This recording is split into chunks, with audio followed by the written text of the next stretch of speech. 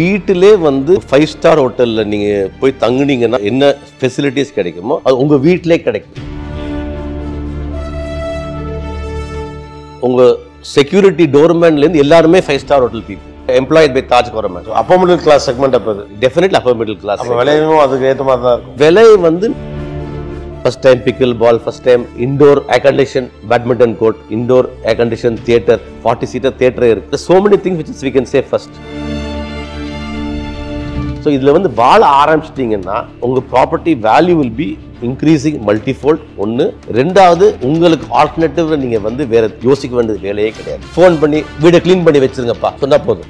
நான் காலைல வந்து வீடு திறந்து உள்ளே வந்தேன்னா நல்லா ஃப்ரெஷ்ஷாக இருக்கும் வீடு.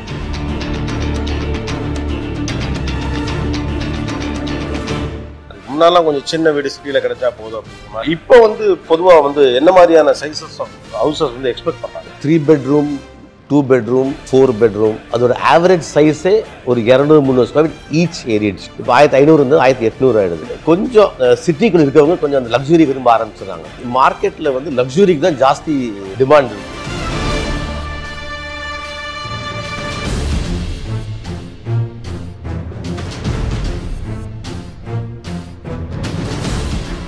அனைவருக்கும் வணக்கம். Welcome to Master Inspirers. இன்னைக்கு மாஸ்டர் இன்ஸ்பைரர்ஸ்ல நம்முடைய கெஸ்ட் யாருன்னா ஆம்பா பழனியப்பன் அவர்கள். சார் வணக்கம். ரொம்ப சந்தோஷம் உங்களை சந்திச்சதுல. Taj Skyview residences, can you tell about this project? சில ப்ராஜெக்ட்ஸ் வந்து சிட்டியோடைய ஜியோகிராஃபி அண்ட் வேல்யூ எலிவேட் பண்ணும் அப்படிம்பாங்க. இந்த ப்ராஜெக்டை நீங்க என்ன அப்ரோச்சில் பார்க்குறீங்க? சென்னையில் ஒரு வாழ்க்கை எப்படி வாழுங்கிறது அந்த அப்பர் செக்மெண்ட் ஆஃப் பீப்புளுக்கு who can afford that cost of a 5-star hotel, அவங்களோட இதுக்கு வந்து இது வந்து கிரியேட் பண்ணியிருக்க ப்ராடக்ட். எல்லாரும் வீடு தனியாக பார்ப்பாங்க, அதில் உள்ள இன்டீரியர் அவங்க பண்ணுவாங்க, அப்புறம் அவங்களே எல்லா சர்வீசஸ் பண்ணுவாங்க. இப்போ வந்து an option of a 5-star hotel வந்து உங்களுக்கு எல்லாம் மெயின்டைன் பண்ணக்கூடிய ஒரு ஆப்ஷன் இது கொடுக்குது.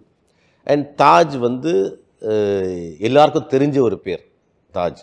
ஸோ தாஜுக்கு இந்தியாவில் நாங்களும் தாஜ் சேர்ந்து தான் இந்த ப்ராடக்டை கிரியேட் பண்ணியிருக்கோம். தாஜ் இது வந்து தாஜோட ப்ராஜெக்ட். எங்களுடைய ப்ராஜெக்ட் தாஜ் வந்து மேனேஜ் பண்ணுவாங்க.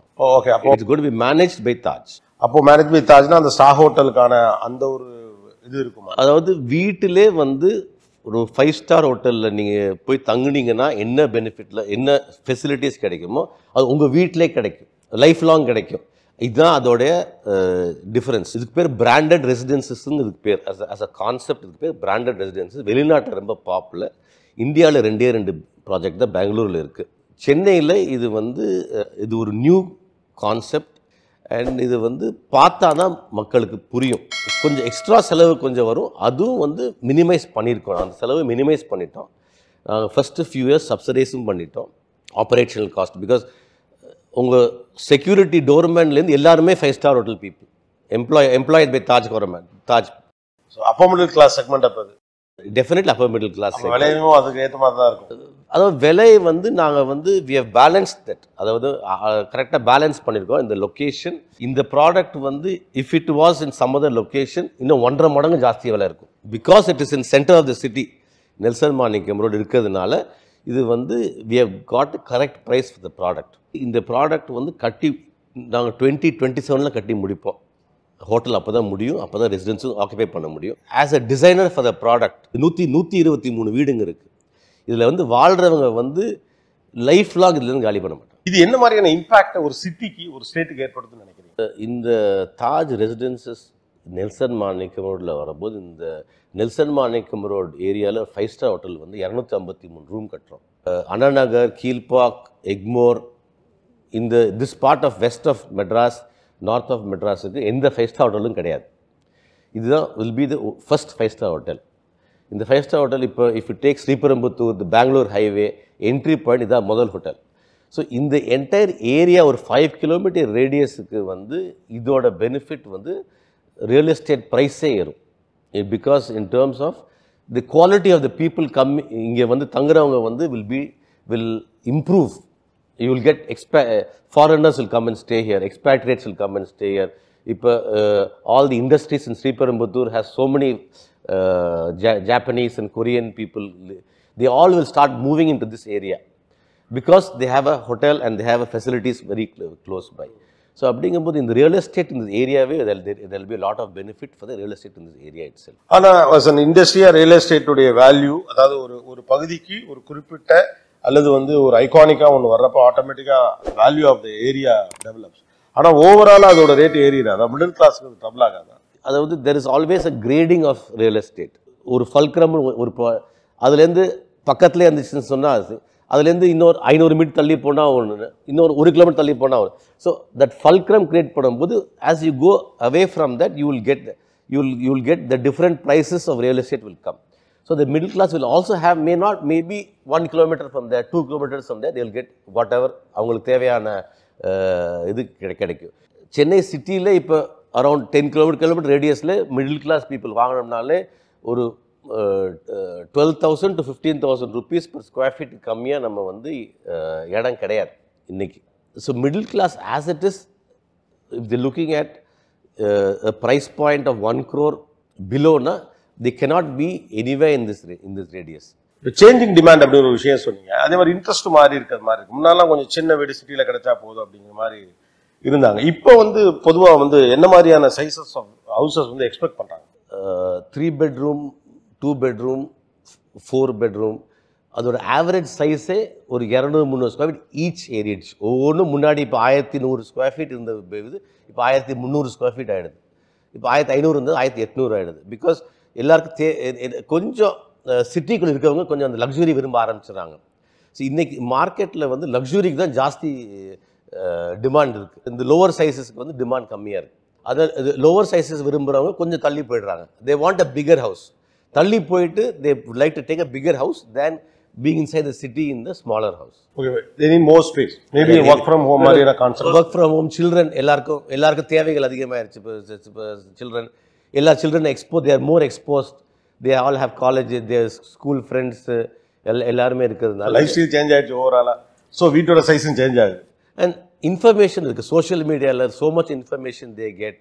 ஸோ அதனால் தே வாண்ட் இண்டிபெண்டன்ஸ். அதனால இருக்கும்போது ஸோ கொஞ்சம் இன்னும் பெருசாக இருந்தால் தே ஃபீல் பட். ஸோ அதனால் சிட்டிக்குள்ளே இருக்கோ சிட்டிக்கு வெளில இருக்கோ சைஸஸ் பெருசாக வர ஆரம்பிச்சிருச்சு. பழைய மாதிரி சின்ன வீடு அந்த கான்செப்ட் குறையுதா? குறையுது. ஓகே. இப்போ நீங்கள் சொல்கிற இந்த ப்ராஜெக்ட் வந்து இப்போ ஒரு சிட்டியோடைய அந்த ஒரு லுக் அண்ட் ஃபீலே சேஞ்ச் பண்ணுற மாதிரி வரும் அப்படின்னு சொல்கிறீங்க. ஆனால் ஒரு ரியல் எஸ்டேட் அதில் எக்ஸ்பீரியன்ஸ்லாம் இருந்தாலும் டோன்ட் ஃபீல் இட்ஸ் சர்வீஸ். ஏன்னா நீங்கள் சொல்லுவது மேசிவ் சைஸ் ஆஃப் ப்ராஜெக்ட் இல்லையா? எஸ், டெஃபினட்டாக இது வந்து this is a 1.1 million square feet development.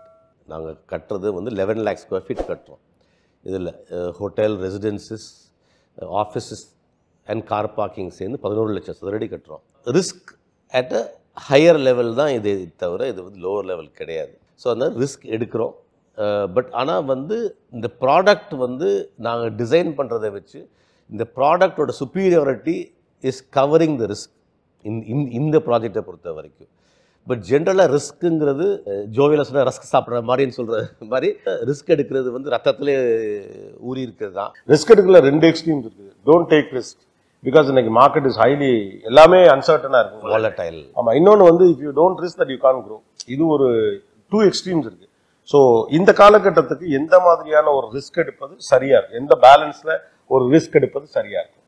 ஒரு ஸ்டாண்டர்ட் இது சொன்னோன்னா growing 25% every year is a lower end segment of the risk. So நம்ம என்ன பிளான் பண்ணுறோமோ வளர்ச்சிக்கு 20-30% வருஷத்துக்கு நம்ம வளர்ந்தோன்னா தட் இஸ் அ ரிஸ்கோட லோவர் செக்மெண்ட். 30% வளர்ந்தாலே ரிஸ்கோட லோவர் செக்மெண்ட் தான். நீங்கள் சொல்லுவது உங்கள் லெவல் ஆஃப் பீப்புளை சொல்றீங்களா? இல்லை, எனி பிஸ்னஸ், ஈவன் பொட்டி கடையாக இருக்கட்டும், சூப்பர் மார்க்கெட்டாக எதுவாக இருக்கட்டும், 20 to 30% growth per year is a lower segment. அதாவது குறைவான ரிஸ்க் எடுத்தாலே இவ்வளவு பண்ணலாம், இவ்வளவு அதுதான் மினிமம். ஸோ அந்த risk that is the lower. இப்போ நீங்கள் 100% growthங்கிறது ஹையர் செக்மெண்ட். அது ஸோ ஹையர் ரிஸ்க் ஹையர் ப்ராஃபிட்டா? நான் அப்படிதான் அதை பார்த்துக்கணுமா? ஹையர் ரிஸ்க் ஹையர் ப்ராஃபிட்டுங்கிற தியரி எடுத்துக்கணுமா, இல்லை அதை வந்து அப்படியே கண்மூடித்தனமாக எடுத்துக்கணுங்கிற அவசியம் இல்லைன்னு நினைக்கிறீங்க? பிஸ்னஸ்ங்கிற போது நம்ம வந்து கால்குலேட்டட் ரிஸ்க் தான் எடுக்கிறோம், பிளான் பண்ணுறோம். ஒரு வருஷம் ஆரம்பிக்கும் போது like April 1st January 1st by March 30th we do a business plan. அந்த பிஸ்னஸ் பிளானில் what do we expect to do இந்த நெக்ஸ்ட் 12 months பிஸ்னஸ் பிளான் பண்ணுறோம்.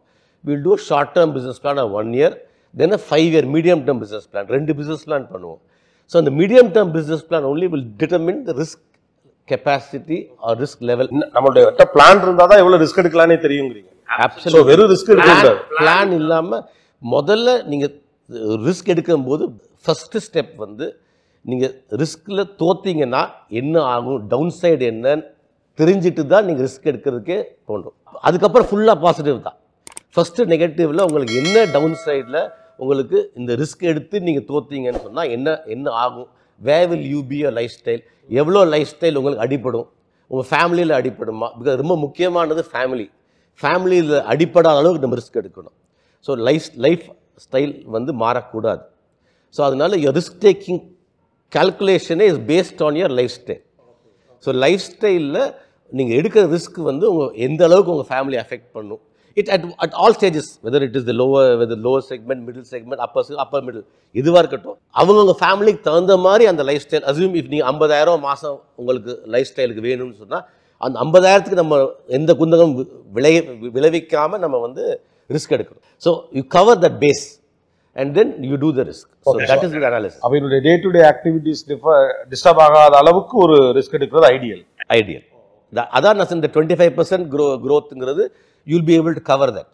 So அந்த ரிஸ்க் வந்து, so how much of that extent of risk you can take to that 25% of risk kept. Now India is going 2030 they're talking of $7 trillion is the target for India. That means 8.5% growth rate per year. We are talking about 20% growth rate for your business. You imagine in 10 years how much will that எவ்வளோ ஏறுங்கிற நீங்கள் பார்க்கணும். See, the continuity of the 20% is very important. நீங்கள் வந்து 20% கம்மி ஜாஸ்திங்கிறது இல்லை, அது கண்டினியூஸாக நம்ம பண்ணக்கூடியதாக இருக்கணும். ஸோ நம்மளோட திங்கிங் பிஸ்னஸ் பிளான் அதுக்கு தகுந்த மாதிரி இருக்கணும். அது கண்டினியூட்டி ஆஃப் தட், அதான் அந்த 5 year பிஸ்னஸ் பிளான் மினிமம் வேணும். ஓகே, அப்போ 5 yearனா நான் ஒரு 100% க்ரோ ஆயிருப்பேன் இந்த ஆவரேஜில் போகிறது.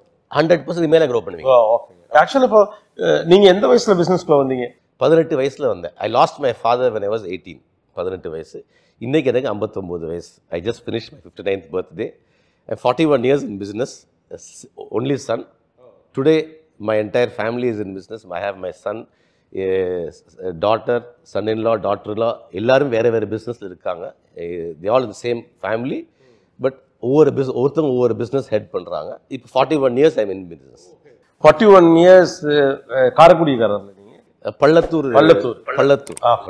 இப்போ நீங்கள் ஃபர்ஸ்ட் என்ன பிஸ்னஸ் ஸ்டார்ட் பண்ணீங்க? அப்பாவோட பிஸ்னஸை கண்டினியூ பண்ணீங்களா? என்னது? எங்கள் அப்பா காலமானவன்னு நான் பிபிஏ படிச்சிருந்தேன் தேராஜி காலேஜில் மதுரையில். படித்து முடிச்சுட்டு ஒரு 1.5 வருஷம் படி பாக்கி இருந்துச்சு. அப்போ சென்னையில் வந்து வீவர் இந்த film business, film distribution, finance and exhibition அதில் இருந்தோம். அப்போ வீக்கெண்ட் வந்து பிஸ்னஸ் பார்த்துட்டு இருந்தேன். என் மதர் பிஸ்னஸ் பார்த்துட்டு இருந்தாங்க அந்த டயத்தில். அப்புறம் 1.5 வருஷம் முடித்தோன்னே then I went to Bangalore. We had a factory in Bangalore making tools. So அங்கே ஒரு 2 years இருந்தேன், 87 வரைக்கும். 85ல் படித்து முடித்தேன், 87 வரைக்கும் அங்கே இருந்தேன். 87 I got married. அப்புறம் கல்யாணத்துக்கு அப்புறம் அந்த பிஸ்னஸை வைண்ட் அப் பண்ணிவிட்டு சென்னைக்கு மூவ் பண்ணிட்டேன். 88 I moved to சென்னை. 89ல் ரியல் எஸ்டேட் ஆரம்பித்தேன். 89லேருந்து தான் ரியல் எஸ்டேட். ஸோ அட் 88ல் ஃபுல் ஸ்டாப் போட்டு I closed all the businesses, all of that, and I started the real estate business. Why you chose real estate?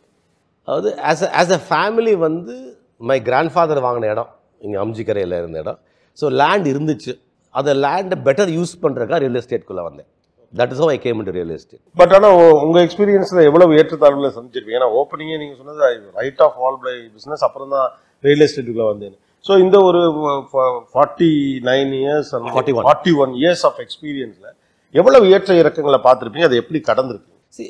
ஏற்ற இறக்கங்கள் இல்லாமல் எந்த பிஸ்னஸும் கிடையாது. I have always believed in borrowed money because we have சொத்துங்கள் இருக்குது, அதை ஒழுங்காக யூஸ் பண்ணணும்னா அதை ப்ராப்பராக டெவலப் பண்ணி எதாவது பண்ணணும்னா வெரி ஈஸி. இப்போ வந்து வேற ஒரு பில்டரை பார்த்து ஜாயின்ட் மெச்சர் கொடுத்தாங்கன்னா அவங்க 4 ஃப்ளாட் கட்டுவாங்க, ஆளுக்கு 2 ஃப்ளாட் எடுத்துக்குவாங்க, பண்ணுவோம். அதுதான் ஈஸியஸ்ட். பட் அந்த 4 ஃப்ளாட் நம்மளே கட்டினா என்னங்கிறது தான் ஆரம்பிச்சது. Okay, that is have I see this was started.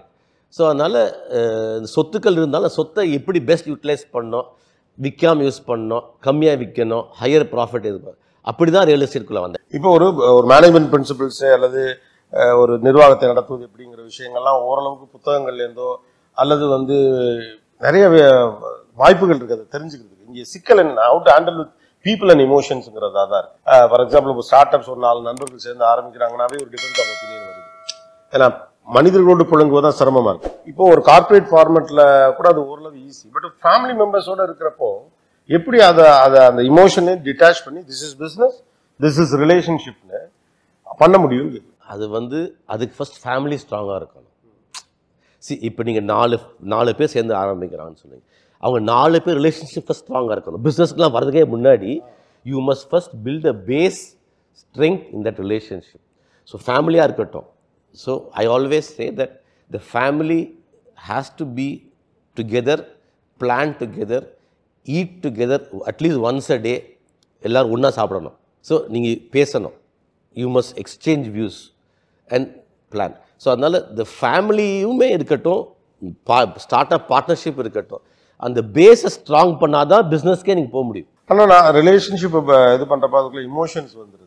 நான் எப்படி நீ செஞ்சது தப்புன்னு நான் சொல்ல முடியும். ஏன்னா இங்கே தான் சிரமமாக இருக்க மாதிரி. அந்த ரிலேஷன்ஷிப் ஏன் பில்ட் பண்ணுறேன்னா, அந்த ரிலேஷன்ஷிப்பில் நான் அவங்க ஃபேஸ் டு ஃபேஸ் நீங்கள் தப்பு பண்ணீங்கன்னு சொல்கிறக்கூடிய ரிலேஷன்ஷிப் தான் நான் பில்ட் பண்ணுறேன். ஆஸ் அ ஃப்ரெண்ட், இப்போ நீ 4 ஃப்ரெண்ட்ஸ் இருக்காங்க, நீ தப்பு பண்ணிட்டடான்னு நம்ம சொல்கிறக்கூடிய எப்போ பண்ண முடியும்? க்ளோஸாக இருந்தால் தான் பண்ண முடியும். அந்த closeness in friendship is very important. அப்போ தான் நீங்கள் வந்து நீ தப்புனா நீ பாயிண்ட் பண்ண முடியும், நீ தப்புனா அவன் பாயிண்ட் பண்ண முடியும். My son has told something to me which I have done wrong. My son-in-law told something to me which I have done wrong. I have corrected it. I will accept it. அதே மாதிரி நானும் சொல்லுவேன், அவங்க they'll correct it. So the point is, as a family, your family bond has to be very strong for you to give. அப்போ தான் அவங்க அதை பிஸ்னஸாக கன்வெர்ட் பண்ணி நீங்கள் ரிலேஷன்ஷிப்பை கொண்டு போக முடியும். இன்னைக்கு ஒரு பிஸ்னஸ் சக்ஸஸ்ஃபுல்லாக இருக்கணும் அப்படின்னா, whether it's small, medium or very big size, எதாக இருந்தாலும் சரி, எது ரொம்ப மோஸ்ட் இம்பார்ட்டன்ட் நினைக்கிறீங்க? எதில் technology, infrastructure, right people or என்ன சொல்ல போனால் ஆம்பியன்ஸ், இதில் எது ரொம்ப முக்கியம்னு நினைக்கிறீங்க? அதாவது எல்லாமே தேவை. நீங்கள் சொல்ல எல்லாமே தேவை. அந்தந்த தொழிலுக்கு தகுந்த மாதிரி it will change. If you take ஐடினா டெக் தான் முதல் important, man power second. So the order of preference will change for each business. There is no one size fits all. இந்த டிசைன்ஸ் இருக்குல்ல, சென்னையில் வந்து நிறைய கட்டிடங்கள் இருக்கு. In what way this project is going to be different? இது வந்து high end அதெல்லாம் ஒரு பக்கமாக இருக்கலாம், கிரியேட்டிவா அல்லது amenities wise, in what way this is a novel project? அதாவது இது தாஜ் ரெசிடென்சஸ் வந்து there are more than 35 amenities in this project. எல்லாம் நிறையா ஃபர்ஸ்ட் வி கேன் சே இது ஃபர்ஸ்ட் டைம் பிக்கிள் பால், first time indoor air condition badminton court, indoor air condition theatre, 40 seater தியேட்டரே இருக்குது. அது மாதிரி there are so many things which is we can say first, lot of things சொல்ல முடியும். But ஆனால் இதில் எப்படி கிரியேட் பண்ணியிருக்கோன்னா, நம்ம இதில் வாழ்ந்தால் நமக்கு என்னென்ன தேவைப்படுமோ, என்னென்ன பிடிக்குமோ அதெல்லாம் இருக்கணும். இருந்தது மட்டும் பத்தாது, அதை தாஜ் மாதிரி ஒரு ஹோட்டல் அதை மெயின்டைன் பண்ணி சர்வீஸ் கொடுக்கணும். இதுதான் இதோட ஸ்ட்ரக்சர். ஸோ இதில் வந்து வாழ ஆரம்பிச்சிட்டிங்கன்னா, ஒன்று உங்கள் property value will be increasing multifold. ஒன்று. ரெண்டாவது, உங்களுக்கு ஆல்டர்னேட்டிவ் நீங்கள் வந்து வேறு யோசிக்க வேண்டியது வேலையே கிடையாது. நீங்கள் வேறு எங்கேயும் போய் மாறி 10 இயர்ஸ் கழிச்சு போக வேண்டியது தாட் ப்ராசஸே வராது. இது கன்ஸ்ட்ரக்ட் ஆகி வரப்போ சென்னையோட ஐகானிக் பில்டிங்ஸ்ல ஒன்றா மாறுமா? This will become the centre of Chennai is what எங்களுடைய thing. Because as Nelson Manickam today is geographically அதாவது centre of Chennai, it's the CBD. Though they say Nungambakkam high road சொல்கிறாங்கன்னா, பட் சென்டர்னு பார்த்தோம்னு சொன்னால் ஈஸ்ட்டில் வந்து நமக்கு கடல் வந்ததுனால வெஸ்ட்டு நார்த் சவுத் பார்க்குறது, this is the centre. This project will create this as this most sought after area in Chennai. Apart from this project, இந்த துறை சார்ந்த வல்லுநராகவும் இருப்பதால் சாமானிய மக்கள் அல்லது மிடில் கிளாஸ் வந்து நிலத்தில் இன்வெஸ்ட் பண்ணுறது அல்லது பில்டிங்கில் இன்வெஸ்ட் பண்ணுறது என்னென்ன விஷயங்களை பற்றி யோசிக்கணும்? நீங்கள் வாங்குறவங்களோட பெடிகிரி ரொம்ப முக்கியமானது. நாளைக்கு யார்கிட்ட வாங்குறீங்க, நாளைக்கு அவங்க எங்கேயும் போயிட மாட்டாங்களா, அவங்க இதே ஊரில் தான் இருப்பாங்களா, நாளைக்கு if you have a problem, because இன்றைக்கி இருக்கிறதுல ரியல் எஸ்டேட்டில் வந்து இடம் வாங்குறவா இருக்கட்டும், ஏதாச்சும் ஒரு பழைய பிரச்சனை எதாவது வரலாம். ஸோ திருப்பி நம்ம போய் பார்க்கறதுக்கு அந்த ஓனர் இருப்பாங்களா இருக்க மாட்டாங்களா. ஸோ குறிப்பாக இடம் வாங்குறதப்ப எதுவாக இருந்தாலும், அதாவது நம்ம லீகல் லைபிலிட்டி இல்லைனாலும் அந்த மாரல் லைபிலிட்டி இருக்கக்கூடிய ஆளாக பார்க்கறது தான் முக்கியம். நீங்கள் தொழில் பண்ணும்போதும் சரி, எப்படி நீங்கள் மாரலி இஸ் தி நாங்கள் டீல் பண்ணுறவங்க ரெஸ்பான்சிபிளாக இருக்காங்களா இல்லையா, அதுதான் to me it's more important. நான் ஆல்வேஸ் சே, நீங்கள் கல்யாணம் பண்ணால் கூட மாப்பிள்ளை பொண்ணு பார்க்குறது ஃபேமிலியை பார்க்கணும். மாப்பிள்ளையோட ஃபேமிலி பொண்ணோட ஃபேமிலியை பார்க்கணும். ஃபேமிலிஸ் தான் மேரி பண்ணுறாங்களே தவிர not the boy and girl. அதான் நம்மளுடைய culture. So even if it's real estate, நீங்கள் who's the builder you are going to or who's the flat, that is very important. Okay, that's my single most point. See the person you are dealing with. Okay, லீகலை தாண்டி அவங்க நிற்பாங்களா நம்ம கூட? பேப்பர்லாம் கரெக்டாக இருக்குன்னு ஒதுங்கிக்குவாங்க, இல்லைங்க காம்ப்ளிகேஷன் இருக்குன்னா they have to come and help, அந்த மாதிரி இருக்கணும். வேற எந்த ஏஜ்ல, ஏன்னா இப்போ எடுத்தோடனே ஒரு வீடு வாங்கிட்டோம் அல்லது ஒரு லேண்ட் வாங்கிட்டா சேஃப். ஏன்னா ட்ரெடிஷ்னலி நமக்கு அது வந்து ஒரு உண்மையும் கூட அப்படிங்கிறதுனால எடுத்த உடனே வந்து இப்போ 2 பேர் கல்யாணம் பண்ணிக்கிறாங்க, ஒரு 27 வயசு 26 வயசுல 2 பேர் நல்லா சம்பாதிக்கிறப்ப என்ன பண்ணுறாங்க, டக்குன்னு ஒரு வீடு வாங்கணும் அப்படின்னு நினச்சிட்டு ஒரு இஎம்ஐ பொசிஷனுக்குள்ள போகிறாங்க. ஆஸ் ஏர்லி ஆஸ் பாசிபிள் வீடு வாங்கணும்னு அட்வைஸ் பண்ணுவீங்களா, இல்லை இந்த அளவு பணம் சேர்ந்த பிறகு ஆரம்பிங்க அப்படின்னு அட்வைஸ் பண்ணுவீங்களா? There are two lifestyles in this. Now if you take Switzerland, Switzerlandல வந்து it has the highest per capita thing on an average. அங்கே வந்து the highest people இருக்கவங்க they don't own a house. அப்படியா? They don't own a house. They take house on rent. But that is where the brand residence comes. இது மாதிரி ஒரு high quality வீடை வாடகைக்கு எடுத்து they live there for longer period of time. They feel that அவங்க சம்பாதிக்கிறதுல why we should earn and put into a real estate. அதோட it's cheaper to rent it out and use it. எங்கள் ப்ராடக்ட்டில் வந்து we have a 6% ROI investment product இருக்குது. If somebody buys a house, the Taj வாடகை கொடுத்துருவாங்க, அதை maintain பண்ணுவாங்க, நமக்கு between 5 to 6% நமக்கு ROI கிடைக்குங்கிற ப்ராடக்ட் இருக்குது. So one set of people are going to think, இந்த 5% எதுக்கு, நான் என் பிஸ்னஸில் போனால் 20% சம்பாதிக்க முடியும் என்னால். ஸோ இந்த 5% நான் வந்து வாடகைக்கு எடுத்துக்கிட்டுறேன். பட் எனக்கு தாஜ் மாதிரி ஒரு வாடகை எடுத்தேன்னா லைஃப் லாங் நான் வந்து எந்த பற்றி கவலைப்பட தேவையில்லை. வெளியே வந்து ஃபோன் பண்ணி வீடை க்ளீன் பண்ணி வச்சுருங்கப்பா சொன்னால் போதும். நான் காலைல வந்து வீடு திறந்து உள்ளே வந்தேன்னா நல்லா ஃப்ரெஷ்ஷாக இருக்கும் வீடு. ஒரு செட் வந்து இருக்காங்க வந்து நம்ம வந்து நாளைக்கு அடுத்த இதுக்கு வந்து நெக்ஸ்ட் ஜென்ரேஷனுக்கு என்ன பண்ணணும், வீடு வாங்கணுங்கிறது. ஸோ இந்த ப்ராடக்ட் வந்து ரெண்டுக்குமே, பிகாஸ் ஸோ இன்வெஸ்ட்மெண்ட்டுக்கும் சரியாக இருக்கும், வாடகைக்கும் சரியாக இருக்கும், லிவிங்க்கும் சரியாக இருக்கும். So that is how we created the product. Because ஒரு 5-star ஹோட்டல் மேனேஜ் பண்ணுறதுனால நமக்கு வந்து the product life is 100 years. The product has been designed to live 100 years. Like any 5-star, like இப்போ Taj Coromandel Chennai is like 70 years old and it looks absolutely new. So that is the way the product has been designed and service has been designed. There is no one solution. It depends on your choice whether you want to live as a more expenditure based, நீங்கள் வாடகைக்கு எடுக்கலாம். If you think that you want to have some investment and asset on your back, then you can go for the finance வந்து உங்கள் core பிஸ்னஸில் ஒன்று ட்ரெடிஷ்னலாக பண்ணுறது. ஆனால் ஒரு இப்போ கடன், இப்போ உங்கள் பகுதிகளெல்லாம் கடன் கொடுக்கறதுக்கு ஒரு ஃபிலாசபியும் ஒரு எத்திக்ஸும் வச்சுருப்பாங்கன்னு சொல்லுவாங்க. சில பேர் நீ இவ்வளோ எத்தனை வட்டி வேணாலும் தரேன்னு சொன்னால் இல்லைப்பா அப்படின்றாங்க, ஏன்னா அது பணம் வராதுன்னு தெரியும் அப்படிலாம் சொல்லுவாங்க.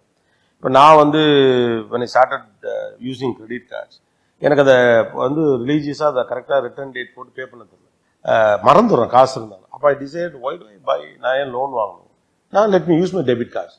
பட் கடன் வாங்க வைக்கிறத இப்போ ஊரோட வேலையாக இருக்குது. அதனால் அவன் என்ன பண்ணால் கிரெடிட் கார்டெலாம் ஆஃபரே கொடுக்கலாம். அப்போ வந்து கடன் வாங்குதலை புத்திசாலித்தனமாக பயன்படுத்திக்கணும் அப்படிங்கிற ஒரு இடத்துக்கு வர்றோம். அப்போ அதுக்கு ஒரு பிரின்சிபிள்ஸ் ஐடியாஸ்னா என்ன, அதாவது கொடுக்கறதுக்கு சில பிரின்சிபிள்ஸ் ஐடியாஸ் வச்சுருக்கீங்களே. அது மாதிரி ஒருத்தர் கடன் வாங்கணும் பிஸ்னஸ்க்காக மட்டும் சொல்கிறேன், குடும்ப கடன் தனி, ஏன்னா அதில் வந்து நம்ம அவங்க சூழ்நிலை புரியாமல் இப்படி தான் வாழணும்னு சொல்ல முடியாது. பிஸ்னஸை பொறுத்த வரைக்கும் அது ஒரு கோட் ஆஃப் கான்டாக்ட் மாதிரி ஏதாவது நீங்கள் ரெக்கமெண்ட் பண்ண முடியுமா? முன்னாடி தான் ஒருத்தர் கிளாஸ் எடுத்த கிரெடிட் கார்டை பற்றி.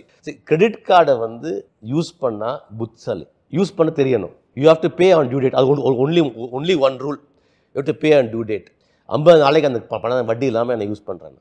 அப் to 50 days I get credit free of interest, which is saving for me. Plus அதுக்கு பாயிண்ட்ஸ் கொடுக்குறாங்க, இவ்வளோ ரூபாய் செலவு பண்ணால் இவ்வளோ பாயிண்ட்டுன்னு இருக்குது. நான் அந்த பாயிண்ட்ஸ்லேயே நான் ஃப்ளைட் டிக்கெட்ஸ் வாங்கி வெளிநாடே போயிட்டு வந்திருக்கேன் அந்த பாயிண்டில். ஸோ அதோட free mileage, free points. So அதனால் கிரெடிட் கார்டு யூஸ் பண்ணி நம்ம கரெக்டாக பே பண்ணுறதுங்கிறது அட்மோஸ்ட் இம்பார்ட்டண்ட். அந்த அவசியம் எல்லோரும் கிரெடிட் கார்டு யூஸ் பண்ணணும், அவசியம் எல்லோரும் டயத்துக்கு பே பண்ணணும். யாரும் அதை வந்து பே பண்ணாமல் இருக்கக்கூடாது. கிரெடிட் கார்டு நீங்கள் பே பண்ணிங்கன்னா உங்களுக்கு லாபம். கிரெடிட் கார்டு நீங்கள் பே பண்ணலைன்னா கிரெடிட் கார்டு இஷ்யூ பண்ணவங்க லாபம், கம்பெனிக்கு லாபம். அதாவது சரியாக பே பண்ண மாட்டாங்கிற கணக்கில் தான் கார்டு கொடுக்குறான்.